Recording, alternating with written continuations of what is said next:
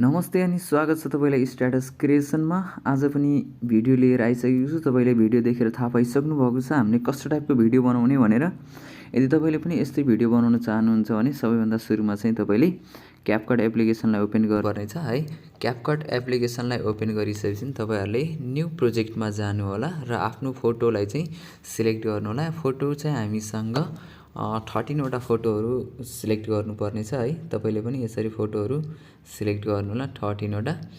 यो फोटोमा चाहिँ यो बिटमा चाहिँ हाम्रो 13 वटा फोटोहरु आवश्यकता पर्ने छ। मैले यसरी एड गरिसकेपछि एड बटनमा क्लिक गर्ने छु। एड बटनमा क्लिक गरिसकेपछि हाम्रो इमेजहरु आइपुग्छ है। यति भइसकेपछि सबैभन्दा सुरुमा अब चाहिँ हामी जाने छौं एड अडियोमा, त्यसपछि एक्सट्र्याक्टेड भनेको छ यसमा जाने छौं है। अनि त्यसपछि हाम्रो मोबाइलमा भएको म्युजिकलाई चाहिँ सिलेक्ट गर्ने छौं र यसलाई चाहिँ एड गर्ने छौं है। एड गरिसकेपछि मलाई हेर्नुस् आइसकेको छ। मैले चाहिँ यसमा थोरै म्युजिकहरु चाहिँ अफ गरे है। यदि तपाईलाई पनि यो म्युजिक चाहिन्छ भने चाहिँ तपाईले डिस्क्रिप्सनबाट चाहिँ डाउनलोड गर्न सक्नुहुन्छ। मैले चाहिँ डिस्क्रिप्सनमा अडियो लिंक भनेर दिएको छ है, अडियो डाउनलोड। अनि त्यसपछि तपाईले त्यहाँबाट डाउनलोड गर्न सक्नुहुन्छ। यदि हाम्रो च्यानलमा तपाई नयाँ हुनुहुन्छ भने हाम्रो च्यानललाई सब्स्क्राइब गर्नुभएको छैन भने सब्स्क्राइब गरेर पनि सपोर्ट गरिदिनु होला। र यदि तपाईलाई यो भिडियो के कस्तो लाग्छ त्यस्तो प्रतिक्रिया चाहिँ दिन नबिर्सिनु होला है त। ल यति गरिसकेपछि हामीले भिडियोको इमेजको ड्युरेसन मिलाउने छौं। फर्स्ट इमेजको ड्युरेसन भनेको 1.5 मा राख्नु पर्ने छ है, 1.5। अनि त्यस्तै गरेर अर्को इमेजमा जानु होला र अर्को इमेजको ड्युरेसन चाहिँ हामीले 1.8 दिने छौं है। ड्युरेसन चाहिँ 1.89 भएछ है, 1.8 राख्नु होला। र त्यस्तै गरेर अर्को इमेजलाई चाहिँ हामीले राख्ने छौं 1.5 को ड्युरेसनमा है, 1.5। अनि त्यस्तै गरेर हामीले फेरि अर्को इमेजमा जाने छौं र यसमा राख्ने छौं फेरि हामीले 1.8 को ड्युरेसनमा राख्ने छौं है। 1.8 राखिसकेपछि हामीले फेरि 1.5 नै ड्युरेसन राख्ने छौं अर्को इमेजलाई पनि है, 1.5 राख्नु होला तपाईले पनि। र नेक्स्ट चाहिँ हाम्रो फेरि 1.5 यसको ड्युरेसन पनि 1.5 दिनुस्। र त्यस्तै गरेर अर्को इमेजलाई चाहिँ हामीले 1.8 को ड्युरेसनमा राख्नु होला। यो चाहिँ हामीले बिटको आधारमा राख्ने छौं है।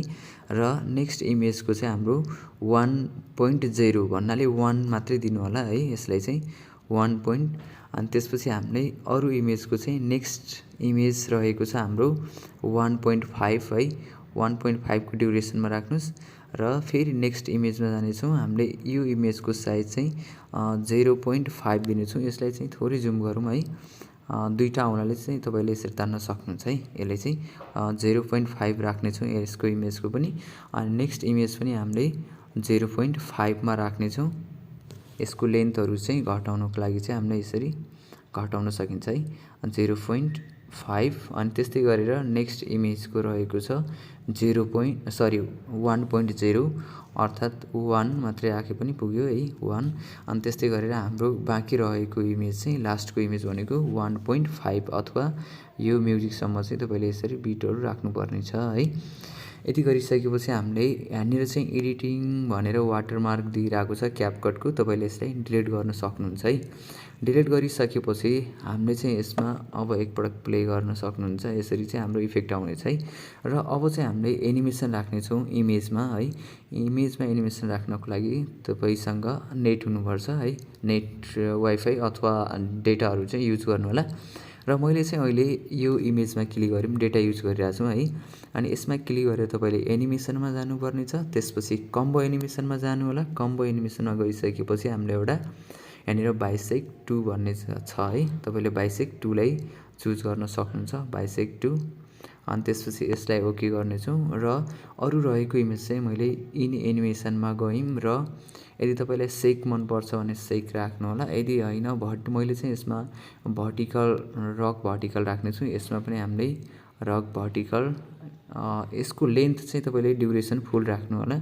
र यसमा पनि मैले चाहिँ यसमा रक भर्टिकल राखेर यसको चाहिँ ड्युरेसन फुल राख्ने छु। र यसलाई पनि मैले रक भर्टिकल, तपाईले यसरी इमेजहरुलाई चाहिँ रक भर्टिकल राख्न सक्नुहुन्छ। यदि रक भर्टिकल नभएर तपाईले अरु पनि युज गर्न सक्नुहुन्छ है। मैले चाहिँ यसमा अहिले चाहिँ सबैमा रक भर्टिकल नै युज गरिरहेको छु।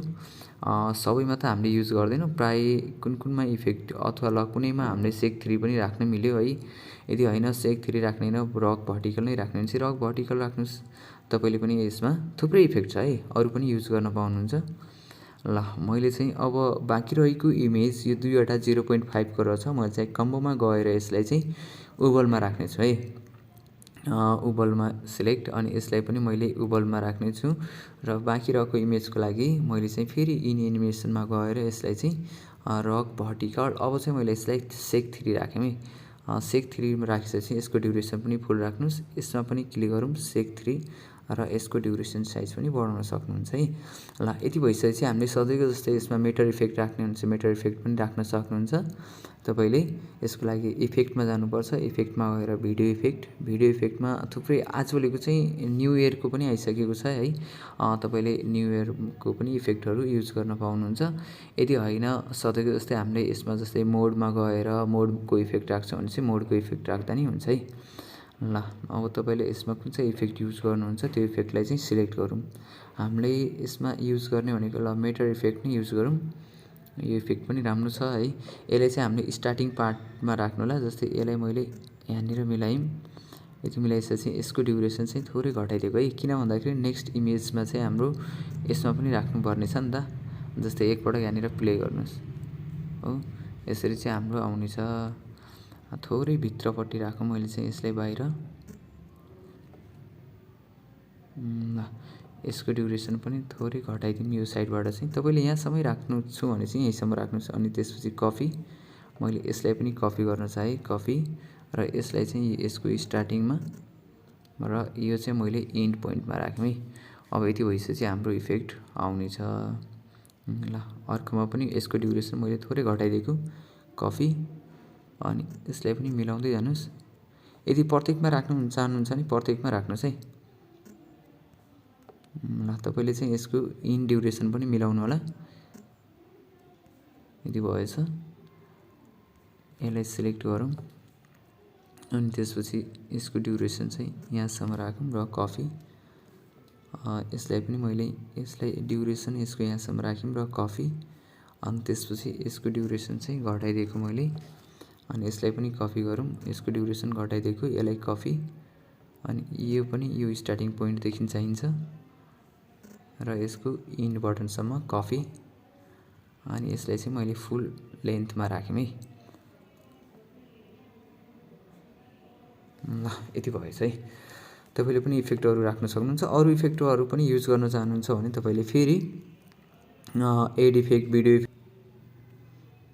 ट्रेन्डिङ भिडियोहरूमा चाहिँ स्नोफलहरू पनि राख्न मिल्यो है। हुन्छ तपाईँले यो राख्न चाहनुहुन्छ भने यसलाई सिलेक्ट गर्नुहोस् र यसलाई चाहिँ हामीले फुल ड्युरेसन है यसको लेन्थहरू चाहिँ बढाइदिउँ। ल यति भएछ।